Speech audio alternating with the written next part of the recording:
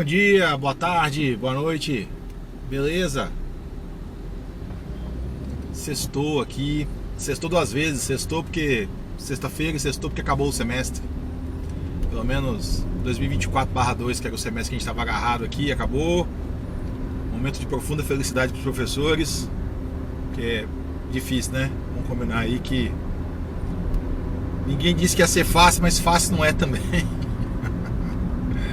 Beleza? Então, esse aqui é um vídeo rápido, mais aleatório. Não sei se vai ser rápido, né? Hoje é um dia que eu tô mais sossegado, então eu vou fazer uma conversa mais aleatória de coisas que eu tenho percebido em relação à formação dos designers e essa luta constante que os designers têm com programação.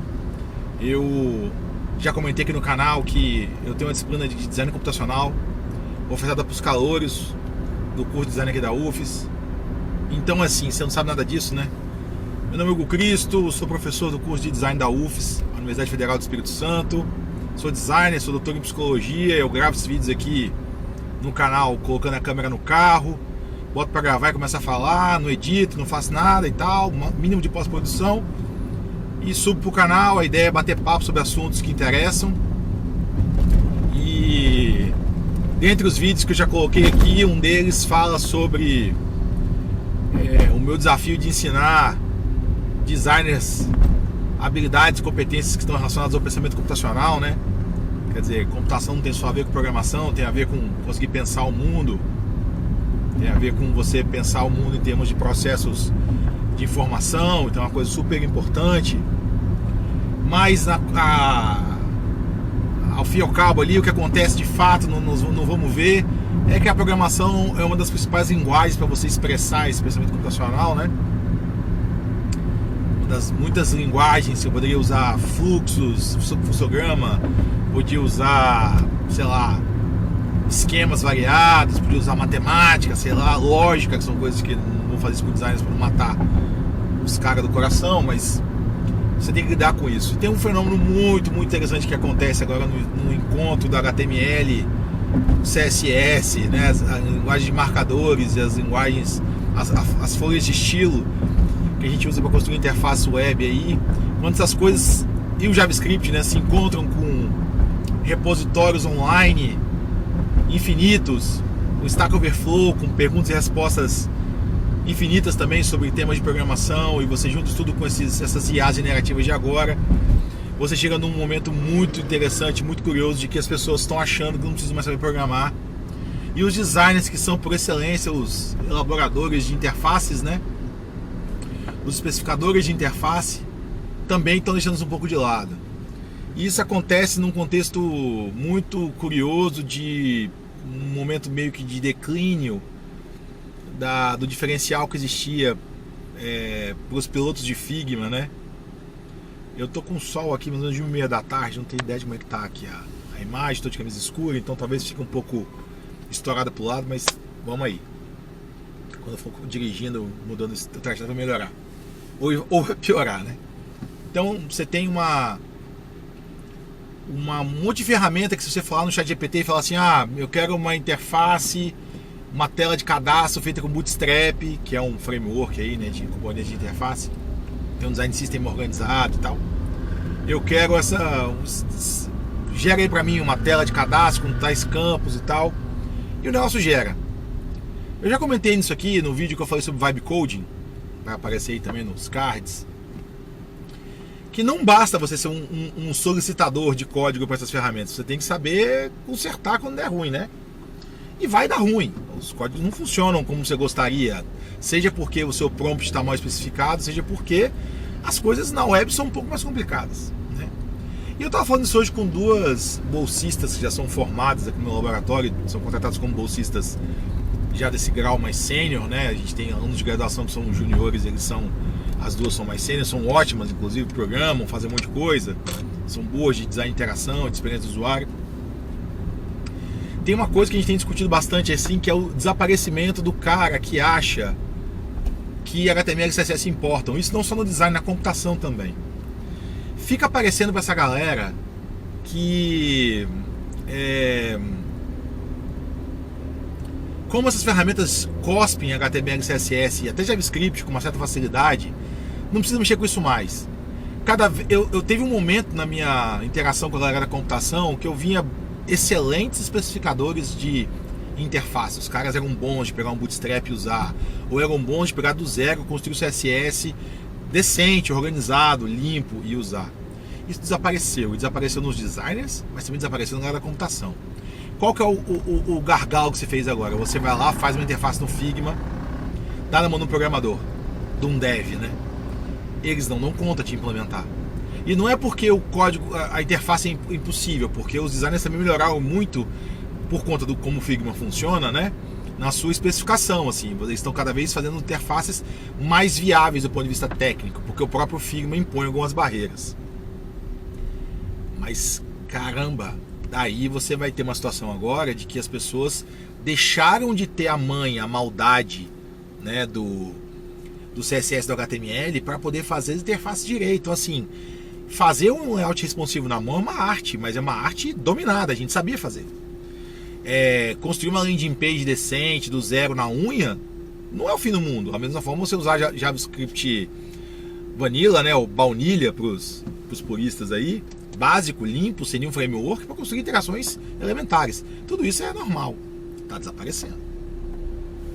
E quando você junta a facilidade dos GPTs da vida, né, dos LLMs aí para poder gerar código, a situação fica muito mais complicada, porque você cria uma falsa impressão de que é fácil você especificar uma interface com um prompt, e o negócio gera para você o treco, usando todos os frameworks do planeta aí, se for necessário, e você quer mudar uma coisa de lugar que você não sabe fazer. Isso é muito doido, porque veja, tem um componente em todas as coisas que o ser humano faz, e aí puxando mais a psicologia, né? Que quando você se apropria de uma dada linguagem para você se expressar nela, você consegue pensar dentro da linguagem. Não é uma questão só de estruturar código, né? Ou seja, a gente conhece uma série de hackzinhos que se faz com CSS, por exemplo, para resolver problemas de alinhamento, posicionamento. Tem uns macetes para você substituir componentes de formulário por outros que são mais interessantes do ponto de vista da interação, né, do visual, assim, para se identificar a função do componente. Tem a questão famosa de discussões intermináveis sobre centralizar verticalmente uma coisa na tela, que aí quando você tem umas propriedades mais novas você melhorou isso, mas era uma doideira fazer. Tem o Clearfix, que é um baita de um hackzinho famoso, a beça que Deus e o mundo sabe usar, e que eles, do ponto de vista da estrutura do código, eles não fazem nem sentido, mas eles são soluções que combinam uma visualidade, um desejo de construir uma coisa visual na interface, e uma necessidade concreta do código ter problemas, ser trabalhoso de resolver, que o LLM desse vai dar conta de usar mais ou menos, porque veja, quem calibra o resultado de uma interface não é o código, é o encontro do código com a concepção que a pessoa tem como designer de grid, de fluxo de informação, de equilíbrio de layout, de proporção de fonte. E essas máquinas que a gente tem hoje, elas não têm isso. Elas não têm uma representação do que uma interface é, no sentido que o designer tem. Elas têm uma representação numérica lá, né, que vai, enfim, um vetor ali que, ou uma matriz, não sei, que vai descrever em inúmeras dimensões como uma dada estrutura de tela está representada, assim, mas ela nem de longe consegue explorar os aspectos que o designer visual, quando olha para a interface, fala, tô achando que esse label é melhor que ele fique à esquerda do campo e não acima, assim. Seria de repente interessante combinar aí esses campos, porque nesse cadastro é muito comum que as pessoas digitem esses dados ao mesmo tempo, assim, na sequência, né? Eles fazem sentido estarem juntos. Essas coisas, gente, não são questões de treinamento de campo. Essas questões são coisas que você desenvolve, uma maldade, uma habilidade de lidar com o encontro do código com a visualidade, que não é um chatbot que vai resolver isso, e muito menos uma ferramenta dessas que apareceram cada vez mais agora, que se dá um prompt e ela tenta substituir um Figma, né? Esse cara quer substituir tudo. Substituíram geração de código, substituíram montar repositório, e agora estou tentando substituir um Figma, por exemplo, que você dá lá um prompt e ele vai construindo a interface e tal. É parecido com o problema da pessoa que quer desenhar com IA. Se ela não sabe desenhar, ela tem um vocabulário limitado para poder expressar a sua ideia de desenho de uma maneira que a máquina entenda. No caso das interfaces não é diferente, tem um know-how aí, tem um saber como as coisas funcionam na interação humano-computador, que você precisa dominar isso para poder especificar também esse prompt, e talvez depois, se você não der certo ou se vier com algum problema, você tem o mínimo de condição de pegar um HTML e CSS básico ali e mexer, dar aquela escovadinha básica nas propriedades, nos atributos, para você poder melhorar a sua interface. Isso não pode desaparecer. Não tem como você substituir nem o designer visual, ainda pelo menos, no uso que ele faz da linguagem, mesmo que seja verbal, para especificar um desenho, uma interface, etc. Como também não dá para contar que o GPT vai gerar para você o código, por mais que ele esteja correto do ponto de vista do uso da linguagem, da estrutura dos marcadores, atributos, das propriedades CSS, da conexão disso com as ações, né, com os eventos do JavaScript. Tem coisas que não são estruturadas simplesmente pela sua probabilidade de concorrerem, sabe? Tem umas coisas nessa linha assim. E especificamente o desaparecimento das pessoas que sabem mexer com CSS e HTML para valer, o cara que faz um layout responsivo na unha, sem precisar correr por um framework, ela é ruim para todo mundo. Porque a gente vai gerar um problema enorme da passagem do protótipo do Figma ou do protótipo que quer que seja dessas ferramentas aí que são de geração de protótipos de média e alta fidelidade por meio de prompts. Você vai implementar isso, ele vai gerar para você também o HTML e o CSS. Cara, vai vir cagado, igual esses que estão vindo aí. Ele vai resolver para os casos brutos, os casos normais, genéricos, mas você não vai fazer nada novo com isso. E esse que é meu ponto. A grande dificuldade para mim dessas ferramentas generativas é que elas batem no teto quando elas têm que lidar com a novidade, ou com os casos particulares, ou com os domínios específicos, né, com a tarefa que ela tem uma particularidade muito precisa de como ela tem que ser conduzida, porque ela é feita de um jeito, por um tipo de usuário, em um certo setor. Não tem nada a ver com o domínio da tecnologia, com a falta de recurso na linguagem, ou com o framework que não está atualizado, não é isso. É que você tem uma questão muito específica de uma certa área que lida com as interações de uma maneira particular e você tem que saber lidar com isso. É uma coisa de você, o cara vai trabalhar, sei lá, na unidade de design de imóveis e ele saca tudo de ferragem, ele saca a dor de cabeça do camarada que vai montar o móvel lá na casa da pessoa, ele saca do baú do caminhão que tem que caber o número X de móveis, de partes, você montar um guarda-roupa inteiro, e ele sabe que a indústria trabalha com um tipo de ferragem, com dobradiça, ou com coisa telescópica para correr. Conhecimento sobre a área, conhecimento sobre o domínio, conhecimento sobre o universo onde aquelas coisas se materializam. Isso o GPT é muito frágil, ele não tem como olhar para o contexto ampliado, a gente sabe disso. Então você fica muito dependente da capacidade do usuário gerar o prompt. Então assim, o chororô dessa mensagem, desse vídeo aqui, é porque eu tô com dificuldades de encontrar gente que sabe HTML e CSS para contratar mesmo como bolsista para fazer projeto. Eu tinha parado de dar aula de HTML e CSS mais ou menos em 2022, eu achava que não precisava mais, porque eu tinha formado a galera que chegou para ter aula comigo sabia um pouco e continuou se desenvolvendo sozinho. Mas de uns tempos para cá foi ficando difícil, e o meu encontro com a galera da programação, né, com os devs que eu trabalho, que são ótimos, tá, gente? Não estou metendo pau em ninguém não. Mas eles estão cada vez menos interessados em aprender a escovar o atributo ali, a mexer na propriedade, a entender como é que eu uso os seletores direito para poder construir a interface da melhor maneira possível. Isso está virando como se fosse uma caixa preta, uma magia negra, sei lá, uma coisa maluca, que você bruxaria esse treco, e que você não sabe usar, e você vai deixar na mão de um GPT e vai dar errado. E aí você aumenta bastante o abismo entre o que foi proposto num Figma da vida e o que vai ser, enfim, né, construído com HTML e CSS. O que eu vou fazer? Vou começar a voltar a dar oficinas de HTML e CSS básico aqui pra galera, para despertar, né, tocar os corações das pessoas que precisam aprender isso. Mas eu acho que eu não tô vendo as pessoas falando muito disso mais. Todo mundo vão ter que aprender framework. Eu vou dar aí, sei lá, fazer um curso de Vue, não sei aonde. Cara, tem uma coisa antes disso. Para você poder usar um Vue direito e conseguir estender ele, desenvolver, ampliar e criar mais componentes, você tem que saber como é que funciona o negócio por baixo ali. É como se o cara quisesse ser mecânico de automóveis, entendeu?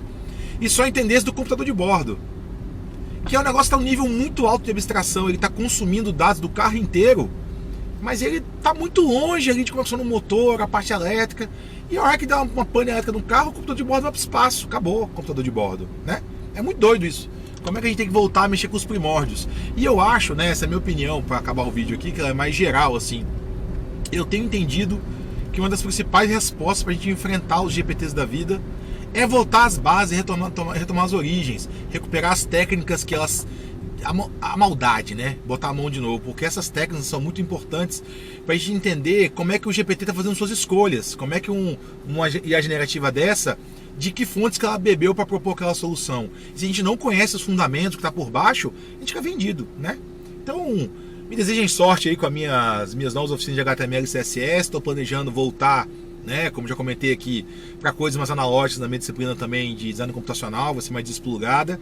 E está nos meus planos aí, de fato, colocar uma disciplina de volta aqui, optativa, que eu ofertei 22 a última vez, de design de interfaces com HTML e CSS, para a galera aprender, de fato, começar do zero. A fazer o seu gridzinho na mão, fazer seu mini design system ali com alguma qualidade, entendeu? Porque o cara tá vendido nas mãos do GPT da vida. E eu não sei como é que tá na área de programação, mas eu acho que se isso caminhar para lá também vai dar problema. O cara vai pedir para cuspir um sistema inteiro e não entende, sei lá, polimorfismo, sabe como?